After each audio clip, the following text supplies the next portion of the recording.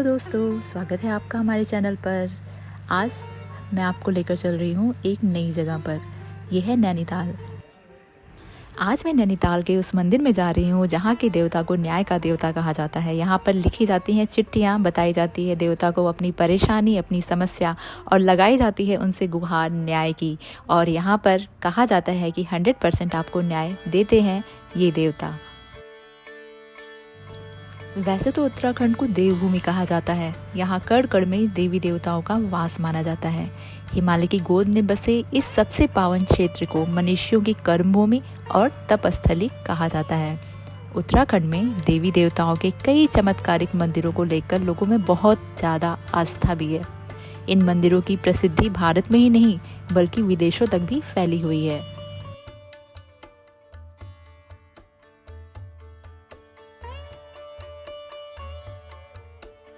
तो दोस्तों, आज हम जहाँ जा रहे हैं वो इन्हीं मंदिरों में से है एक मंदिर, जो कि नैनीताल जिले के घोड़ाखाल का गोलजीव देवता का मंदिर है। गोलजीव देवता को स्थानीय मान्यताओं में न्याय का देवता कहा जाता है। मान्यता है कि जो भी भक्त इस मंदिर में आकर न्याय के लिए देवता भगवान गोलजीव से गुहार लगाते हैं, उनकी पुकार गोलजीव देवता जरूर सुनते हैं।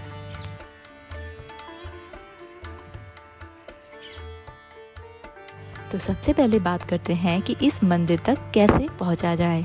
घोड़ाखाल स्थित गोलजीव देवता मंदिर में पहुंचने के लिए सबसे पहले नैनीताल के पास भवाली आना होगा। वहां से आप टैक्सी या 2 पहिया वाहन लेकर लगभग 4 किलोमीटर की दूरी तय कर सकते हैं।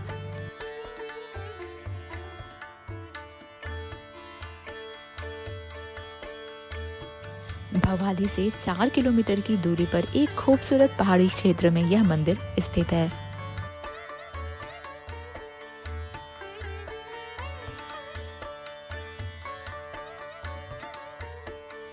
तो हम भी चलते चलते मंदिर के बिल्कुल पास में पहुंच चुके हैं और यहाँ पर पार्किंग के लिए आपको सफिशिएंट स्पेस अवेलेबल हो जाता है।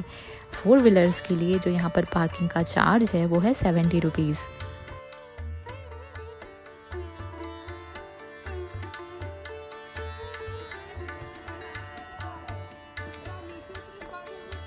और आसपास ही आपको बहुत सारी दुकानें मिल जाएंगी जहाँ पर आप माला, फूल, प्रसाद, घंटियाँ, चुनरी और भी जो सामान आप चढ़ाना चाहते हैं भगवान को, गोलजीव देवता को, वो वहाँ पर आपको आसानी से मिल जाएगा।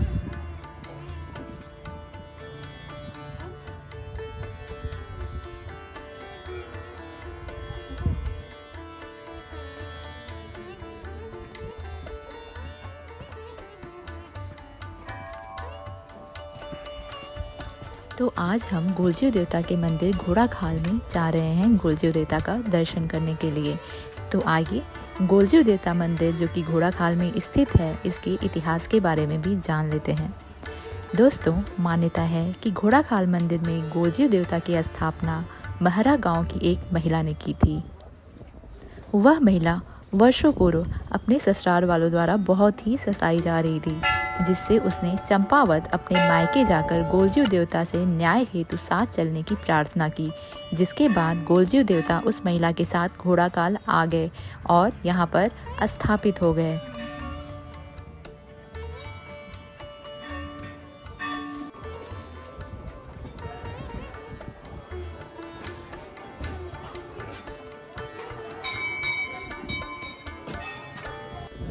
वैसे तो गोलजीव देवता का इतिहास बहुत ही पुराना है और इन्हें शिव जी का अवतार माना जाता है।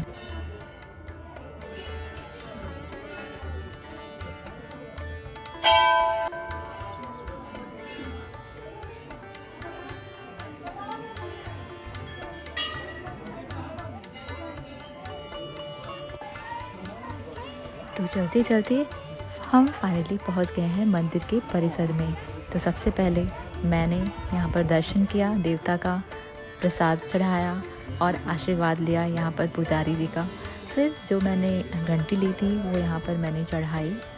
और अब मैं आपको बताऊंगी कि यहाँ पर इतनी घंटियाँ आपको क्यों दिख रही हैं, और हर घंटी के साथ यहाँ पर एक चिट्ठी बंधी हुई है, एक पर्ची बंधी हुई है।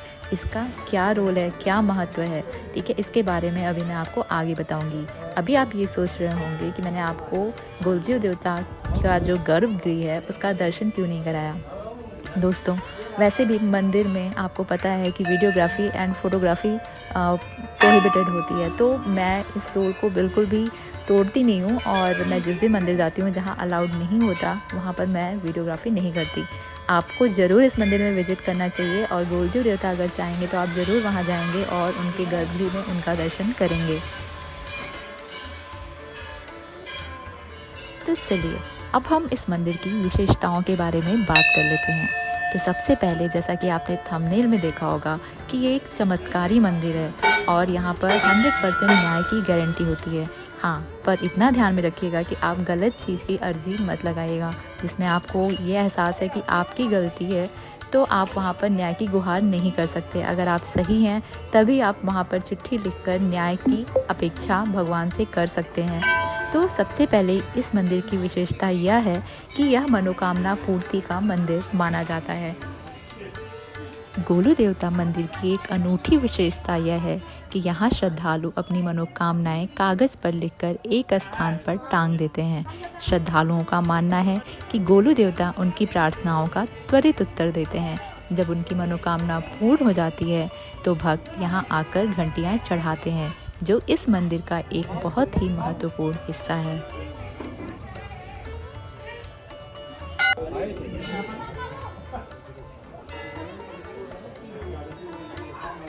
दोस्तों मंदिर में हजारों घंटियाँ लगी हुई हैं जो भक्तों की आस्था और श्रद्धा का प्रतीक है। हर साल यहाँ पर लाखों लोग आते हैं और अपनी मन्नतें पूरी करने के बाद घंटियाँ चढ़ा कर जाते हैं। यह घंटियों का विशाल संग्रह इस स्थान को और भी दिव्य बनाता है। तो जैसा कि कहा जाता है कि यहाँ पर न्याय की पूरी गारंटी है, तो आप यहाँ पर बंधी हुई घंटियों को देखकर यह अंदाज़ा लगा सकते हैं कि इस बात में कितनी सच्चाई है। दोस्तों वैसे तो मैंने जो आपको गोलजू देवता का इतिहास बताया वो स्पेशली घोड़ाखाल मंदिर के लिए था। जो मेन इतिहास है गोलजू देवता का उसके लिए मैं एक सेपरेट वीडियो बनाऊंगी। वैसे तो जो गोलजू देवता मंदिर के पुजारी हैं कैलाश चंद्र जोशी जी, उनके मुताबिक भगवान गोलू का अवतार चंपावत में इंसान के रूप में हुआ था और लोगों ने उनको देवता के रूप में पूजा था क्योंकि वह न्याय के लिए इतना ज़्यादा फेमस थे। गोलजू देवता के टोटल 28 पीठ हैं। दोस्तों वैसे तो यहाँ मंदिर में आपको अन्य देवी देवताओं की भी विग्रह मिलेंगे, जैसे कि भैरव बाबा, हनुमान जी, दुर्गा जी, श्री कृष्ण जी, राम जी, शिव जी, सभी के विग्रह यहाँ पर आपको मिलेंगे। और मैं आपको ये एक इम्पॉर्टेंट इन्फॉर्मेशन देना ज़रूर चाहूँगी कि अगर आप यहाँ अर्जी लगाने आ रहे हैं तो जो भी आप लिखना चाहते हैं वो लिखने के लिए आप कागज़ और पेन लेकर यहाँ पर आएँ। यहाँ पर आपको कुछ अवेलेबल नहीं होगा और यहाँ मंदिर परिसर में बैठकर देवता के सामने ही आप उसे लिखें, मुँह से पढ़ें, बोलें और उसके बाद वहाँ पर उसे बांधें। दोस्तों गोलू देवता मंदिर न केवल धार्मिक आस्था का केंद्र है बल्कि यह न्याय और शांति का भी प्रतीक है। यहाँ आने वाले भक्तजन अपने दुखों और समस्याओं का समाधान पाने के लिए आते हैं। इस मंदिर की ऐतिहासिकता और लोक कथाएं इसे उत्तराखंड की सांस्कृतिक धरोहर का महत्वपूर्ण हिस्सा मानती हैं। तो दोस्तों अगर आपके पास भी कोई ऐसी दुख और समस्या है जिसका समाधान आपको नहीं मिल रहा या यहाँ की जो न्यायिक व्यवस्था है वो उसका समाधान आपको नहीं दे पा रही है, तो आपको पूरी श्रद्धा और भक्ति के साथ गोलजू देवता मंदिर में आना चाहिए और गोलजू देवता की कृपा हुई तो आपको उस समस्या का समाधान अवश्य मिलेगा। तो बोलो गोलजू देवता महाराज की जय।